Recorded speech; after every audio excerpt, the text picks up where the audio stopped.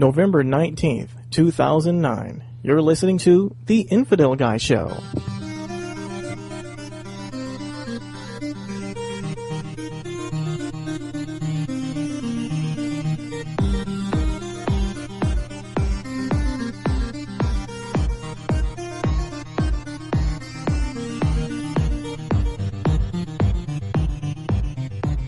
It is The Infidel Guy Show once again. Hi, I'm your host, Reginald Finley. And I'm your co-host, Val. Thanks for tuning in tonight.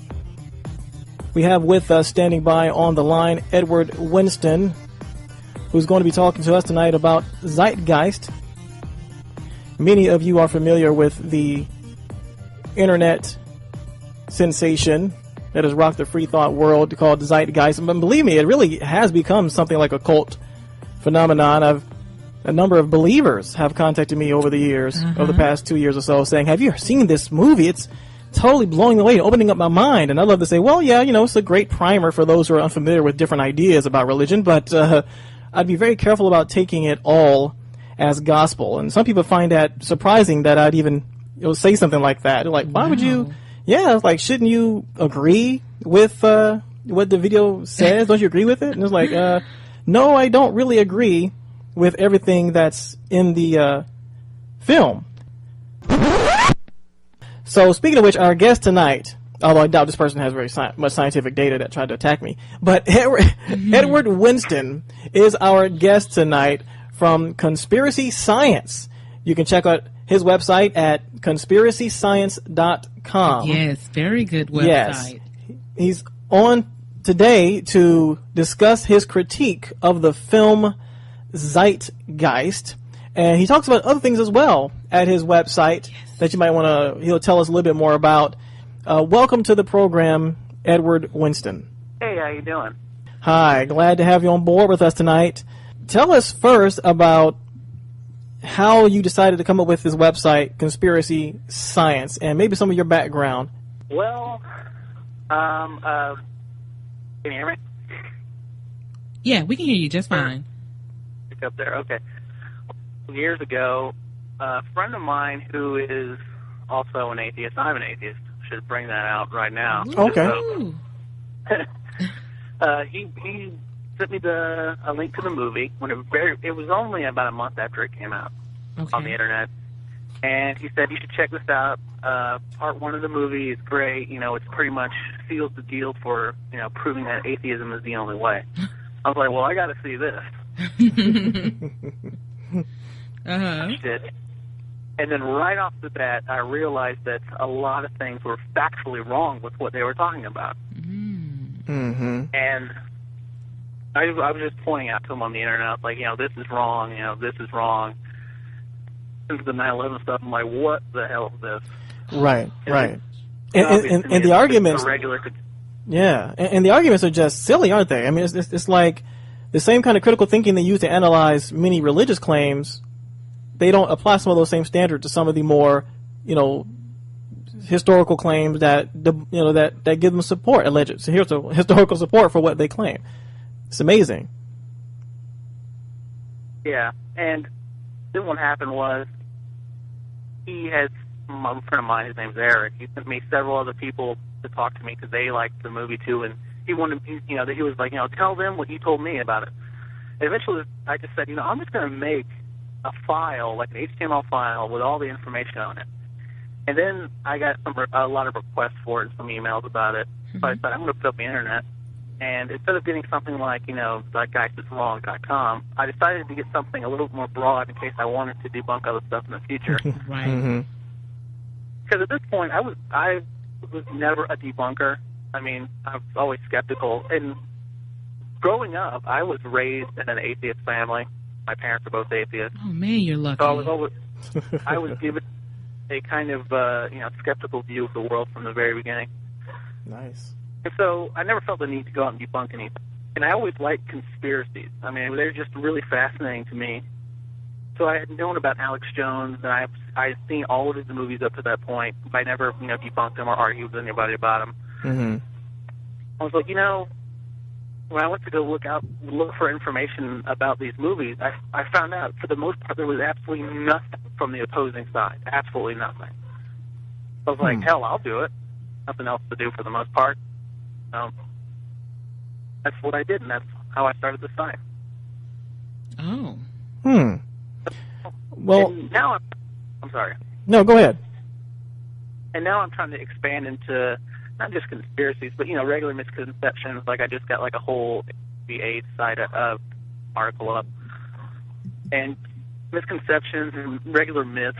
Myths that Snopes won't cover. Like Snopes probably will never talk about accusations that Barack Obama, is a fucking homosexual. But those are things I will talk about because I don't really worry about not being friendly. I try to be family friendly, but I'll push the limit a little. The PG-13, I guess. Right. Okay. Huh. And well, how do you think a skeptic should approach these popular conspiracy theories? And one problem is, I think, is that the identification of them just may be the problem. I mean, I can see how someone would say it sounds real to me. This could be possible, and they end up falling for the information. I mean, how do you go about evaluating some of these conspiracy theories and separating fact from fiction and not get as intimately involved as some of my listeners obviously have, especially with like 9/11 conspiracies and stuff like that? How should we approach it? Yeah. Like I said, I wasn't an experienced bunker when I started the website, so I had to kind of come up with my own way of doing things. And what I realized right away is if I find out where the conspiracy came from and who came up with it or what group came up with it, any agenda they may have, and the original evidence they came up with, and then work from there, I can often figure out what they've gotten wrong about different things and why they added on different groups added on different things. Of course, it doesn't work with everything, but it works with a lot of, like, for example, the North American Union conspiracy theory. I go back, where did North American Union come from? Well, it's from a book by Robert A. Pastor in 2002, and before that, there's never a mention by any conspiracy theorist of North American Union, nor Amero. He mentions it in the book. A couple years later, Alex Jones gets a hold of it. He says this is absolute fact, even though it was just a suggestion. He's not even a politician. I think he is now, but I don't think he was then. And they say, well, this is proof it's going to happen. This is what their plan is. And that's what they do with everything. They take like a blog post or an op-ed piece from the news, and they say, this is fact. This is what's going to happen. And as long as it fits their agenda, for example, they'll say, well, you can't trust the news, but watch this clip from MSNBC. Well, trust the news and news, whether or not it validates the conspiracy theory or not.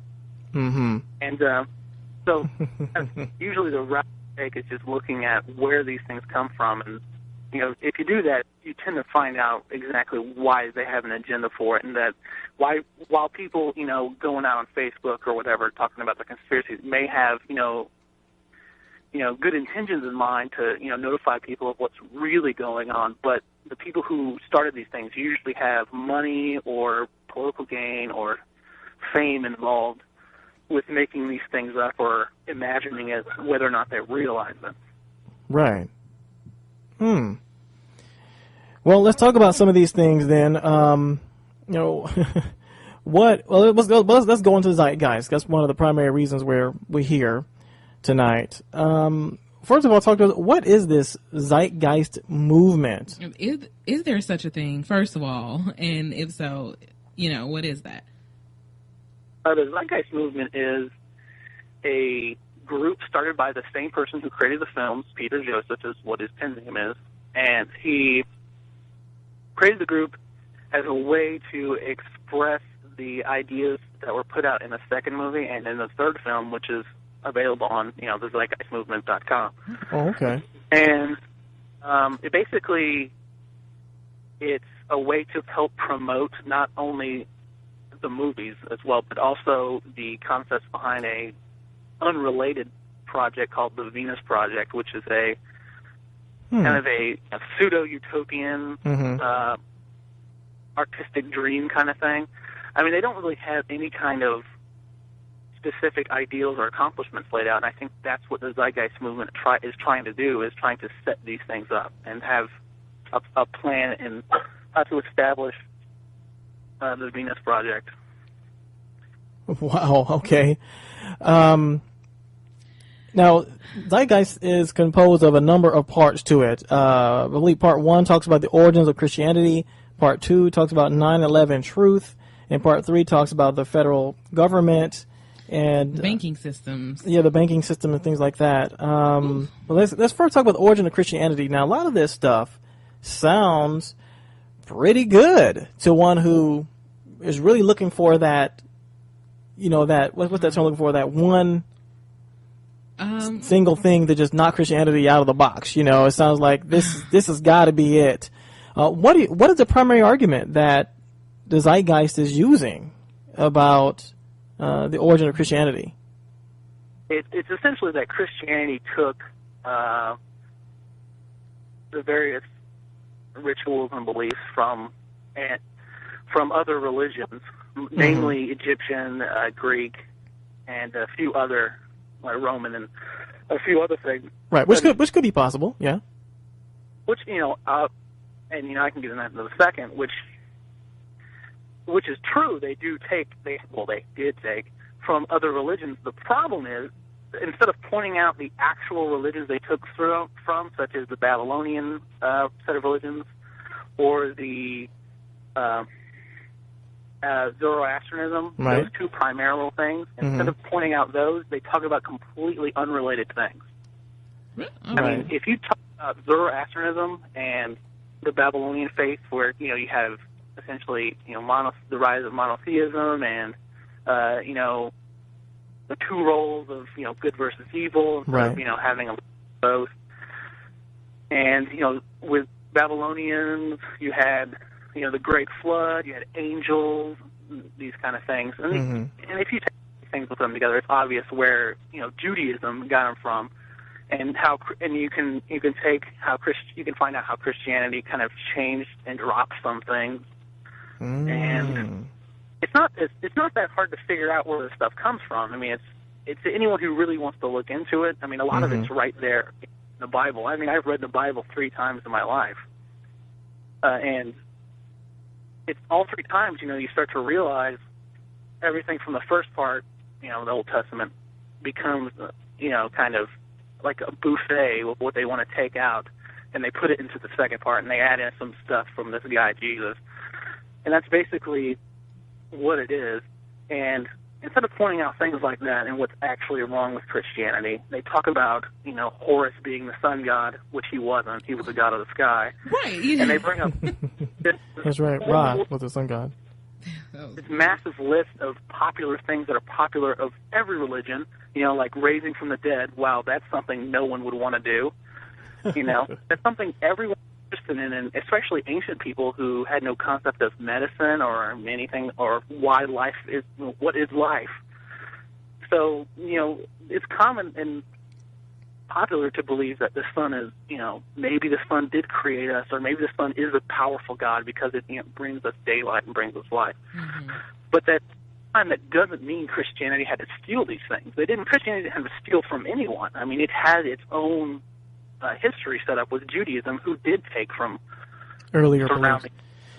Exactly. You're a very good point, Edward. I'm glad you brought that up. Right, I've argued that for a long time as well. It's like, as they say, one protests too much. There's as you mentioned, there's such a buffet of other things to choose from. Why would they need to just go to Egyptians? And you're right. And then if one even studies it a little bit, just to study Christianity just a small bit, they begin to see right away the similarities with many other cultures in the surrounding region, and not just Egypt, but you see the stories being told, over and over again. And that's one thing I did see wrong with that as well. I think it also gave an allusion to Kiersey Graves' work, I believe. The work was called 16 Crucified Saviors. And I believe it makes some references to that in some of the gods that the video mentions. Does that sound familiar to you? It mentions not just Horus, but it mentions quite a number of other comparisons. Oh, yeah, they do. What was the title you said? I believe it was the World's 16 Crucified Saviors. No, I don't think I believe I read that. Oh, okay. But that's where a lot of this comes from, actually, that piece of work. And a lot of there are a lot of stretches in the works. Zeitgeist primarily, the primary sources for part 1 are D.M. Murdoch, who is also, Acharya S. Right. It's the same person. And also, she takes from, Gerald Massey or Massey. Gerald Massey. And, of course, they use him as a source. So all three sources pretty much go all the way back to Gerald Massey for things that, Acharya has come up with. And it's pretty clear to me she has some kind of bizarre agenda against Christianity. And I don't know what it would be or why. I mean, of course it's popular to hate Christianity. When I was a teenager, being an atheist, I was pretty mean to Christians and things like that. But, it's something you grow out of, but I don't think she did grow out of it. And... Well, it's funny. It's funny. There's some background to that, but I don't. But she's not here to get to defend herself and get into that right now tonight. But there is, funny enough, there is some background to that. Go ahead. Like I said, but it's not really relevant to the discussion. I'm just saying. But what? Oh man, I lost my train of thought. But, sorry. Hang around with me. That's going to happen a lot. I apologize for that. But yeah, you were talking about his sources basically, and the motivation for probably getting in his sources. Yeah. Well, like I said earlier, I mean, I go back and I try to figure out where these things came from, and I read a lot on her site and a lot of the things she wrote.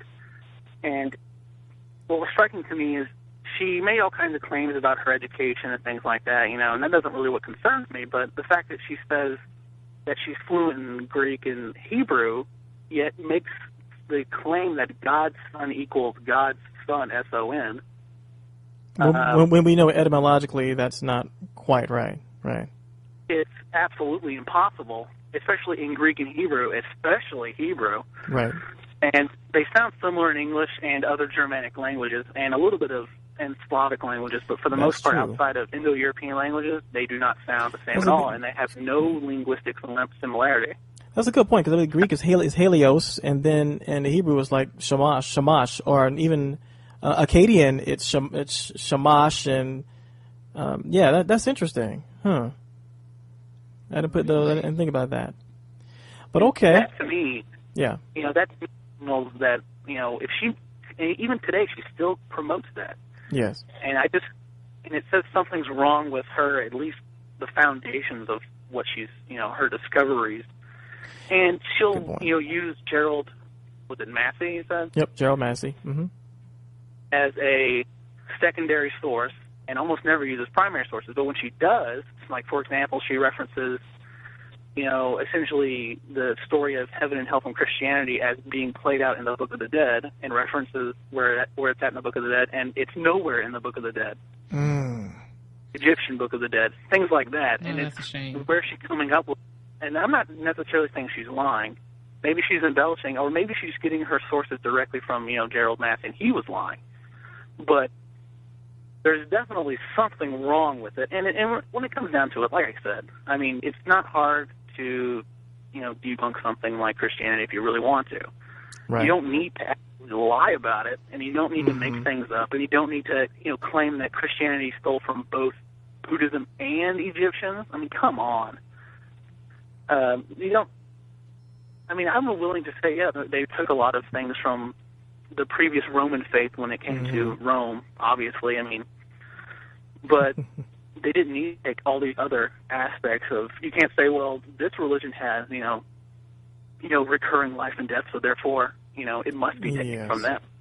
Good point. Or, saying that these other gods were crucified when they were never crucified. And then they're claiming, well, the cross represents, the cross of the zodiac. Well, no, the cross represents the fact that Jesus was crucified on a cross. That's why Christians use it. They don't use it to represent the zodiac. Right. I mean, if Jesus was, beaten to death, he would have, maybe it would be a club. It wouldn't be a cross. So there's nothing to do with the zodiac. It's just easy to make these connections in order to try to prove something to people. Right. Say, well, it's proof that Christianity is wrong. Well, you can do that without a whole lot of effort. You don't need to lie, is what I'm saying. Yeah, that's intriguing. Yeah, and not to mention there are so many other instances in which I guess we could use the zodiac actually as some argument It is true. We all know that the ancients did know, or the biblical writers knew about the Mazaloth, the Muzaloth, the Pingapon, but they knew about it. They knew about the Zodiac. So, but saying whether or not that represents the cross of crucifixion, I'm not too sure. I would have to find evidence of earlier crosses before crucifixion was something that was being conducted, and then we'd have something to work off on.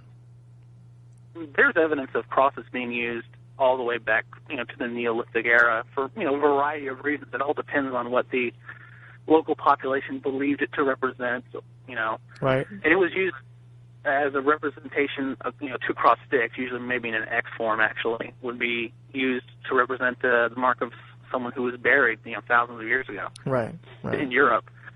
These are different things. And also I would be willing to say, people ask me if I think Jesus ever existed. And I say, I would be willing to, surrender that maybe he did.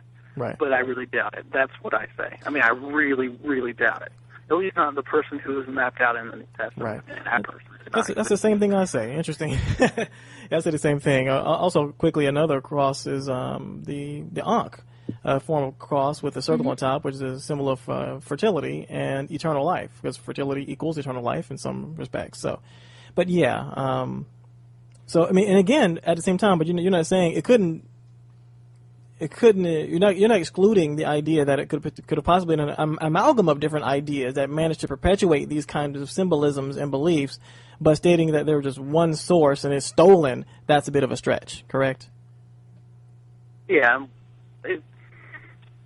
I like I said, I would definitely be willing to, say, yeah, it's stolen. Obviously it is. Every concept pretty much is stolen from something. Or borrowed, but yeah. Borrowed. Yeah. Yeah, because they don't realize it. I don't think they know they're stealing it, but yes, yeah. As per the evidence laid out, in Zeitgeist, it's simply, as far as I can tell, not true. And I don't really have a reason not to believe it. It doesn't bother me either way, because either way, it's, Christianity is still bullshit. Sorry but bull stuff. Yeah, it's true, so that doesn't make a difference to me. So that's why sometimes, though, I get a lot of hate mail. I'm sure you do too, but I get a lot of hate mail from Zeitgeist fans and other people as well, and I get accused of being a closet Christian a lot. And I say, I don't really give a damn if you accuse me or not. I'm not. I don't care. Mm-hmm. If something's wrong, it's wrong. It doesn't matter who, what the person says or the person saying it believes. If it's true, it's true. If it's wrong, it's wrong. And so far, the evidence presented by Zeitgeist is wrong. I looked it up, myself. I have all the sources. And people do contact me, and, they tell me I'm wrong. And most of the time, they don't tell me where I'm wrong. They just say that I am. Mm-hmm. And I email them back or message them back on Facebook, and I say, point out something specific. Most of the time, I don't get a message back. Sometimes people do point out specific things, and we talk about it. Or if I'm wrong, I correct it. I have absolutely nothing to gain from being wrong. If that guy were proven absolutely right tomorrow, I wouldn't give a damn. I would correct my website. Right. People believe that because I have the time, I don't really have the time, but because I make the time to debunk conspiracies, because I have something to gain from debunking them, like I'm a closet Christian, or I'm a government agent, or someone's paying me to do it. Those are the most common accusations that I get from people all over the internet. Okay, well, let me ask you this, Edward. So basically what you're saying is that the direct claims that were made in Zeitgeist for Christianity to Egyptian, you do not agree with them, and there's really no, because I do, a lot of the stuff that I saw in Zeitgeist, I remember vaguely hearing Bill Mayer do them in Religulous. A lot of the connections that were made in Zeitgeist were made in Religulous as well. Of course, he got Horus wrong. It was god Ra, but that connection, with Ra and so on and so forth.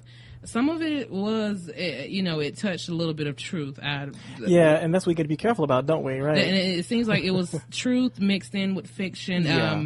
The only parts I can speak of are the parts that I've researched. I'm not going to speak about anything that I don't know anything about.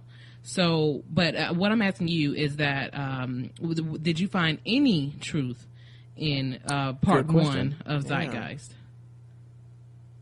Yeah, I believe, I can't remember exactly off the top of my head, but I point out things that, this is correct, this is correct. But the overwhelming majority of things, connections they make are, irrelevant or don't make sense or aren't true. Mm-hmm. Or, or they misquote the Bible. And, of course, I get, a lot of people saying, why are you quoting the Bible unless you believe it? Well, if I'm using, or why are you using the Bible as a source? I get that question. That's probably the most often question I get. Why do you use the Bible as a source? Well, because if I'm they're quoting reading something it? from the Bible, why would I not use the Bible? Of course. What would I use as a source? Crazy. Apparently, they just can't get their heads around that concept. Wow. Yeah, that makes sense. Of course you would. They're reading it. Of course you do that. Right. Because the connections they made with the story of Jesus being retold and retold throughout several religions, that I have researched to be true. He got the gods wrong of who, when he referred to Egyptian, but...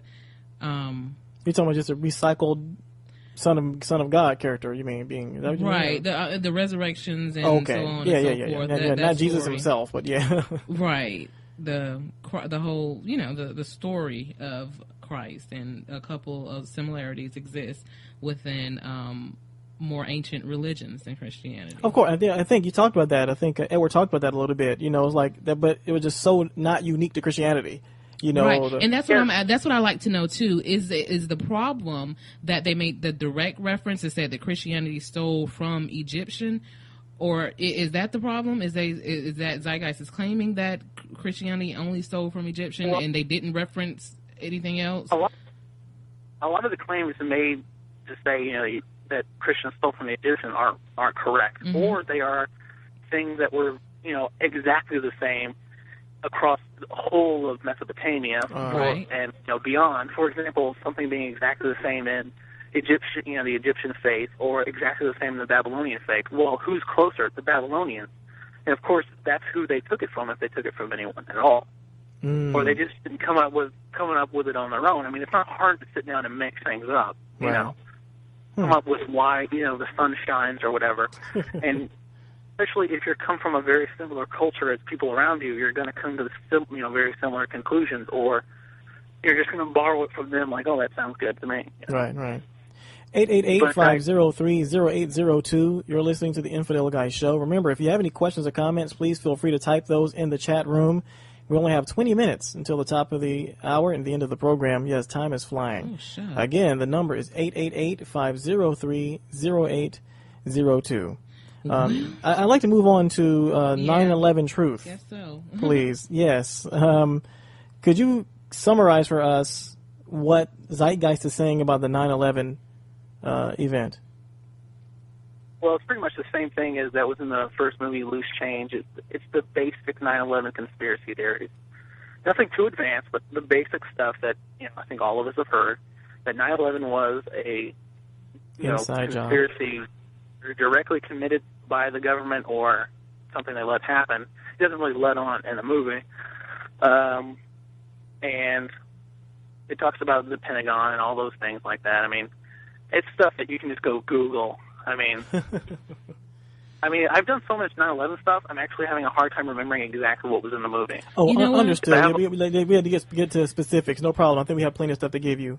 That part of the movie was, I would say the hardest to stomach is truth, because I will admit in part 1 and in part 3 he did commentary. He said he tried to make some A, B, and C connections, but that part 2 was nothing but soundbite.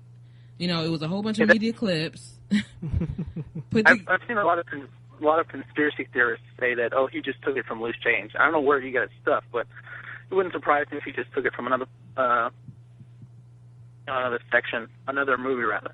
But I didn't see when the first time I watched it, I was like, what does this have to do with Christianity? Yeah. Right. Yes, that was kind of my first thought too, and it was like, oh great, now we have I thought that did a disservice to atheists everywhere, because here we have an alleged someone who's done some research on the origins of religion, and at least that's the illusion, And then we go into other crazy stuff. I was like, you must be kidding me. I was very disappointed. I was like, they could have left that out. I don't know what it had to do with Christianity. Yeah. So, all right. So now we all know that the conspiracy people think that 9/11 was an inside job, much like some people say Pearl Harbor was, and things of this nature. Right. He does go into that. He does go into that. Yeah. Now, on my Facebook page, I mentioned that you were going to be on the program tonight, Ed, and already we have people. We have Eric Harmon in the posting comments about the World Trade Center building number 7, saying, and you know all the arguments, I'm sure you heard them all already, that there was evidence before the building collapsed, that this is all kind of weird stuff.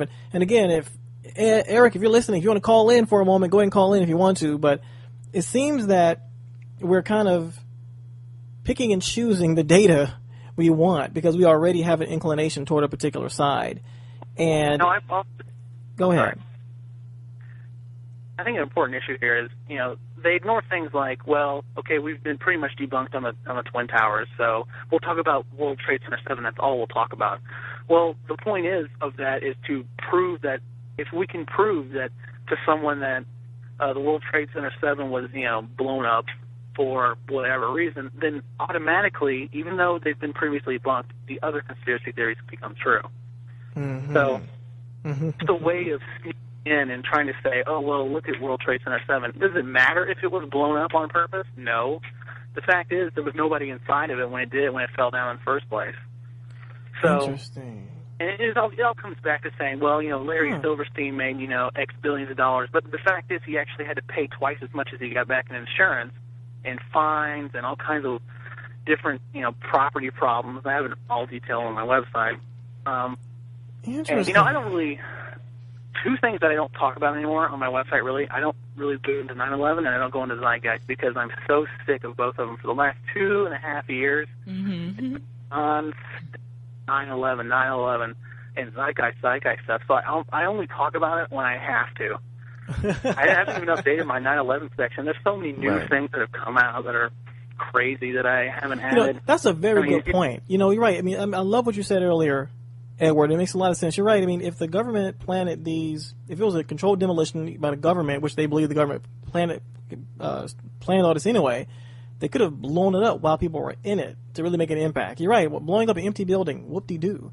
And it's just so crazy. And then the arguments, people say, oh, well, there was a warning that came down that the building was about to collapse. And this was long before he said, one argument is that the building, there was a radio announcement or something that the building collapsed when it really didn't. But then later it collapsed. Huh? Maybe maybe someone said the building is about to collapse. Maybe this is like a game of telephone, Well, Go ahead. I love the example. My favorite example that they use is saying that, on Channel 4, English Channel 4, they said that the building collapsed when it didn't collapse an hour before, so that proves it. Well, there's mistakes in news because I can go out and find video of, what is it, Jeff Goldblum. You can find announcements of Jeff Goldblum being dead. That's true. And he wasn't dead. Does that mean the news is infallible too? And when he finally does die, that it's going to be a conspiracy by the news because they knew about it before it happened? Right. I mean, it's just a coincidence. I think maybe what happened was somebody said that they think World Trade Center 7 is going to collapse because 2 other buildings had collapsed and smashed into the side of it. And then, that became, in the rush and confusion, it became, maybe it already did collapse. And so 2 different news sources, claimed, they said, okay, well, I guess that's what happened. We'll report it before anyone else does. And this happens in the news all the time. You can find tons of evidence of people, misreporting things or saying the wrong thing. That's true. These are the same people who say the media lies to you, yet at the same time they'll say the news is absolutely right all the time when it works in our favor. Doesn't that sound familiar? It's kind of like those creationists who reject most of the science when it contradicts what they have to say. Yeah, and they accept it when it agrees with their position. Oh yeah, that sounds very familiar. Right? That's not being a critical thinker. We got to look at all the evidence and weigh it objectively and be honest and exclude our own biases. That's the only way. But I hear you about the 911 thing, man. I've debated people as aggressively as someone says. I can't think of anything worse. I mean, I've talked to these conspiracy people, and I've had ferocious debates with them more greater than I have with religious folks. Let me ask you about what they were saying about the claims in Zeitgeist that were made about the Pentagon's crash or demise, or however you want to put it. Mm-hmm. They said that there were no shards or no evidence of the plane going into the Pentagon. It looked like it had been done by some type of vehicle, and there's no, the government is claiming that it was hit by a plane, but there's no evidence whatsoever except for very small shards that you can pick up with your hand. Have you found any evidence corroborating or contradicting that in your search? Well, actually, let me move a little back here. When I first heard about the 9/11 conspiracy theories, not long after 9/11, I actually thought it was pretty compelling. And it was only after looking into it a lot that I realized, a lot of the connections made are kind of, iffy at best. Mm-hmm. But when it comes to things like that, I mean, you can go out and find tons of pictures on the internet of, pieces of plane everywhere. That's right. You can find witnesses who saw the plane. You can find all of things like that. Of course, you can always say, well, they dropped the pieces on the, they dropped the pieces of the plane out there, and they paid off the witnesses. And, government plans. There's just government. That is too far-fetched. That approaches the realm of infallibility. Like when people say, well, God can do it, so he can, and that's why he put dinosaur bones everywhere. That's the same kind of thing to me. I mean, science relies on being potentially falsifiable. If you can't have any kind of what-ifs and you're always right, then you are religion. You're faith-based. You're not scientifically based. Right on. Very, very good analogy. That's right. And you're right about that. I'm glad you mentioned that. If people, it's kind of like the Google searches you mentioned. If people want to search for it, they'll find it. I know I do that. I might get an email. It might be something that sounds really interesting, but a lot of the times I'll search for that keyword of something that is supposed to have happened, and I type in myth or something after it, or fact, fiction, whatever, and amazingly you'll find varied results about whatever this thing is that's supposed to be true.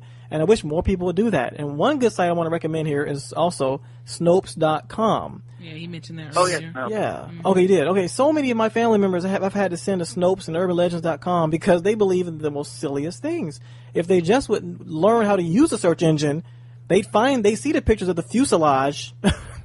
They'd read about the I think you mentioned that there was like a bus or something crashed into it, and that was really the fuselage.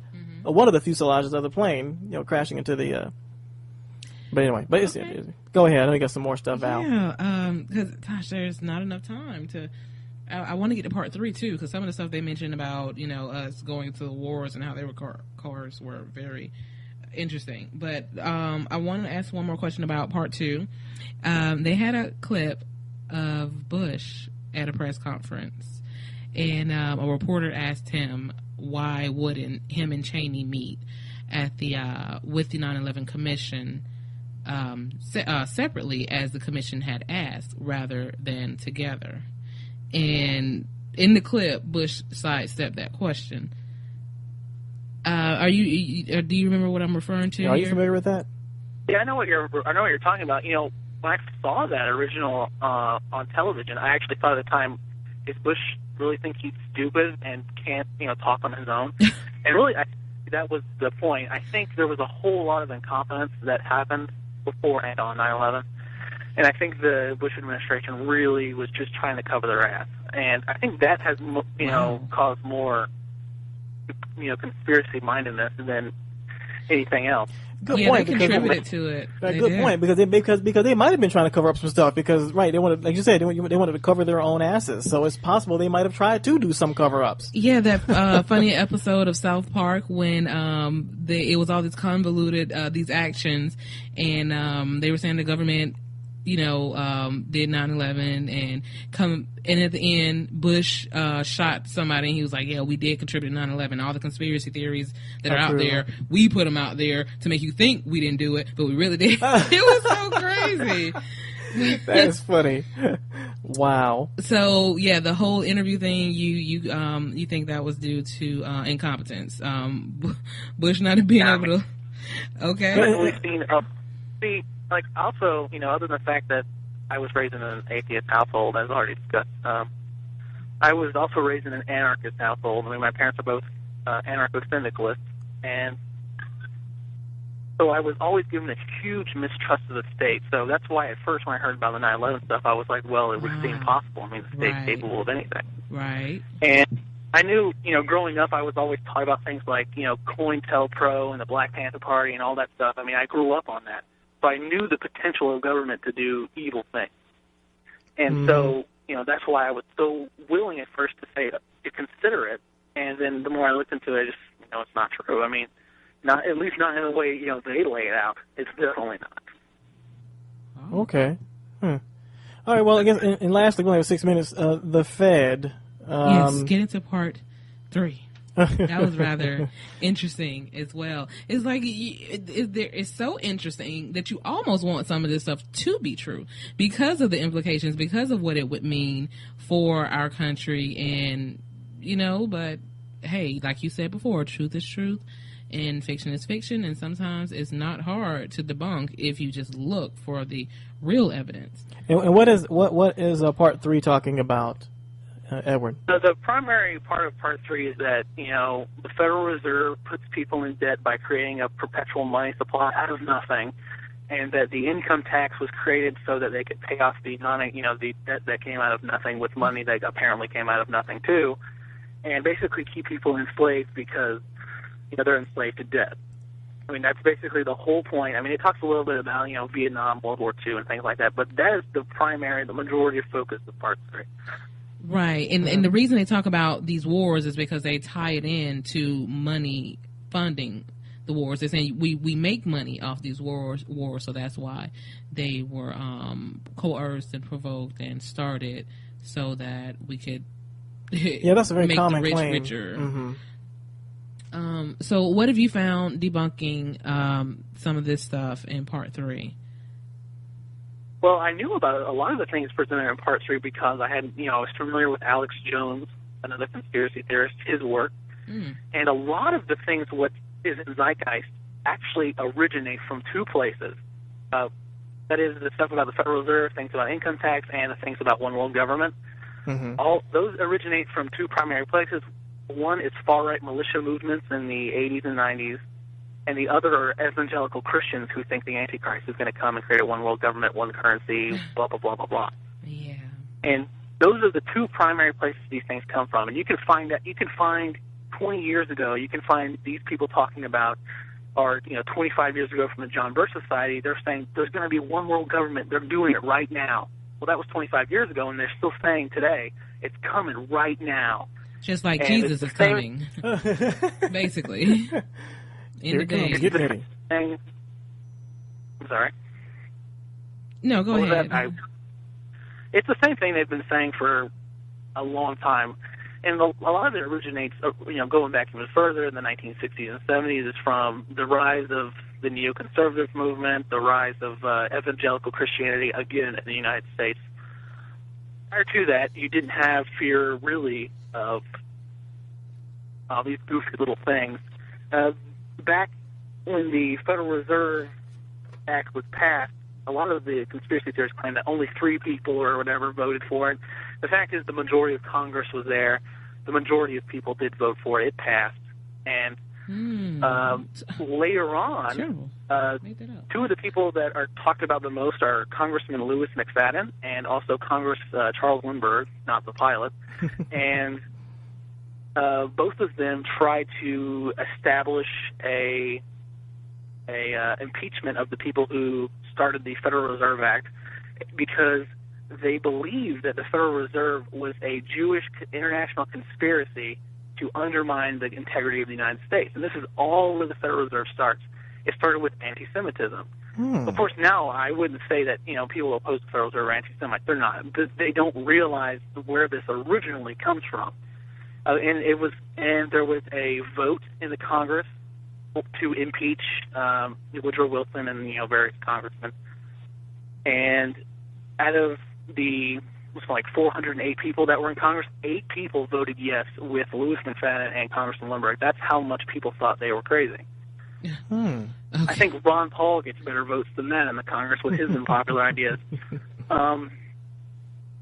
And it's come from there, this huge fear of central banks and these conspiracies to do with the Rothschilds and all this stuff. You can find it all going way back when. It's really fear of banking in general from regular people that's created a lot of these conspiracy theories. And, I don't trust banks either. Like I said, kind of household I grew up in and the kind of person I am now, I don't trust banks at all. Mm-hmm. I don't trust, typically don't trust rich people in general. But the thing is, that doesn't mean it's okay to make things up or to misrepresent or to say that the money comes from nothing. And it doesn't really. It's based on, if you wanted a physical thing to base it on, it's really based on nothing. But the monetary concepts and things behind it, it's a long, drawn-out thing. I explain it in my review of Zeitgeist Part 3, and in the second movie, Zeitgeist Addendum, I talk about it in the first part of that. It's way too much to explain here of how it actually works, but it's needlessly complicated, and I can understand the desire to want something easier and something you can trust. I also understand the desire to not want the Federal Reserve to be, somewhat private, because, why would you trust the private industry to do what's in your best interest? But at the same time, that doesn't mean they're actually up to evil. I think a lot of it to do with the kind of people we elect to office. You elect Ronald Reagan, and you want neoclassical liberalism. Well, you're going to get some of that. Okay. And of course, when it fails, who do you blame? You don't blame the person you elected. You blame these other people. There must be some kind of conspiracy. We never vote wrong. Things like that. Okay. Last question. Lastly, I want to ask you about one of the last claims they made about the, I think it was RFID chip. Oh, yes. Oh, yes. Okay, because I do remember back in undergrad we had a couple of discussions about the real ID and how it's going to be implemented, and it's going to be required for everyone to get this ID card. And when they brought up this RFID, I was like, hold on. Are you 666, really? huh? Yeah. Mark of the beast, baby. I hope this isn't connected. So tell me what you know about this RFID chip, if it even exists. Oh, the RFID chip does exist. We use them on dogs and things like that just in case they get lost. But this is one of the things that comes from evangelical Christianity, that they're going to chip us in order to buy and sell things, the whole end times thing. Credit card. This is what this originates, and I never understood, though, why they're afraid of a national ID card, a standard ID card. It doesn't really bother me in the whole sense of, the whole state in any way. In other countries, in almost all European countries, there's a standard ID card that everyone has. Kind of like a driver's license with it. And basically the whole point of, as far as I understand it, with the real ID and the national ID card was to have a national standard that would work everywhere, because everything right now is different for every single state. True. And that's what they wanted to establish. And, of course, it never happened. And even in the Zeitgeist, they said, well, it'll start by May 2008. Well, that's, come and gone. Long past, yes. And, of course, a lot of... Go ahead. The fear of it, if you look back where it all comes from, John Birch Society is from, and Pat Robertson from the 700 Club. Mm-hmm. You can find all fear of, the one world government, a chip in or some kind of tattoo on your hand or on your forehead, so that the Antichrist can make you buy and sell within his, one world currency and all this stuff. And that's what astonished me, is that so many of the Zeitgeist people claim to be, against Christianity or non-Christians, yet they bought into most of the second half of Part 3, which is pretty much like reading from the book of Revelation. As far as the evangelical interpretation goes today. Right. I think a lot of comparisons to Hitler comes up quite often, too, when we talk about this chip, the ever-menacing Papellenbitte, like where are your papers, I think people are a little bit concerned about that, kind of track me everywhere you go kind of thing. Yes. Mm-hmm. Well, the thing I always bring up is, Hitler and Stalin did not need a chip or anything else to find you and kill you. They did it anyway. The state doesn't need this ability that they claim the state wants to give people. Right. Why give it? I mean, the main point is why do it? And they say for control. For control of what? I mean, for example, like I brought up earlier, COINTELPRO, killing off, some Black Panther people, arresting them. Why did they do that? Well, because they considered them a threat because, not only because they were black, but also because they were communists. Those two different things, were a conceivable threat to them. So what the hell could the average person have a threat to the state that would warrant them wanting to track them everywhere? Plus, I came up with, a while back, and I've been meaning to publish it, I wrote a long, drawn-out essay about what it would take to literally chip and track the move of every single person on the planet. Like, if you wanted to do that, how much investment would it take? How much networking would it take? The infrastructure, the establishment, blah, blah, blah, blah, blah. And if they're doing this behind the scenes, it would take thousands of IT people, thousands of specialists, tons of money. Sure. And you can't tell me that all of them are paid off and all of them are quiet about it. That's too convenient, because if they can't keep Watergate quiet, they're not going to keep tracking every human being on the face of the planet quiet for very long. Well, that's why we use aliens. But all right. Well, yeah. Yes, that's where V comes in.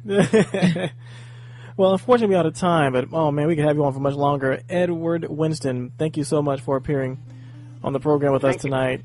And we will be checking out your website, conspiracyscience.com. Ladies and gentlemen, check it out tonight. Too bad we didn't get any calls tonight, but that's okay. I think people just enjoy listening. Okay, excellent. What you got? Sure. I joined your forum, so I'll be able to talk on there. Plus, we also have a Facebook group for anyone on Facebook. Just, Facebook search Conspiracy Science, and you can find us. Okay, excellent. I think we're going to have a forum started there in a moment as well, too, so people can follow up on the show. Yes. We just did tonight. All right, well, have a great night. Well, I'll be there. Okay, I'll see you there. Okay, have a great night. All right, bye-bye. Bye. See you later. All right, we don't know what's coming up next week, ladies and gentlemen, but stay tuned to InfidelGuy.com. If you're not already, add me on Facebook, add me on MySpace. Just look for Infidel Guy or Reginald Finley, and anywhere else on the web. If don't trust, those are impersonators on those other sites. That's not really me. Okay, that bestiality isn't my stuff. Whipped cream or your nipples. Yeah, the whipped cream. Yeah, trust me, that's really somebody else. Just all right, but no. Thanks everybody for listening. We're gonna have this show. We can do a little bit of editing, but we're gonna have this show available for you in the archives on YouTube, maybe, and of course for Gold members. And talk to you later. In reason.